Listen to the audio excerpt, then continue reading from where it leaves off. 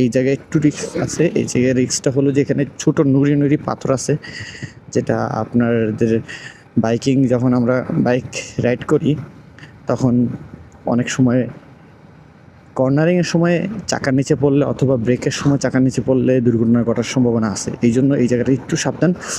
সামনে একটা জায়গা আছে যেখানে অনেকগুলো নুড়ি পাথর আছে, সাথে একটু রাস্তাটা ভাঙা, মাঝখান থেকে উঁচু আর কি। এই যে আমি দেখাই এই জায়গাটা ঠিক আছে, এই জায়গাটা নুড়ি পাথরও বেশি আর আপনার রাস্তাটা মাঝখান দিয়ে ভাঙা, বুঝছেন? দেখেন এটা অনেক ভাঙা, অনেক। জাস্ট এই যারা স্পিডিংয়ে উঠতেছে তারা এখন টের পাচ্ছে। আরেকটা জায়গা আছে সেটা, ওটা আরও একটু ভাঙা। এই জায়গাটা একটু খারাপ, একটু খারাপ।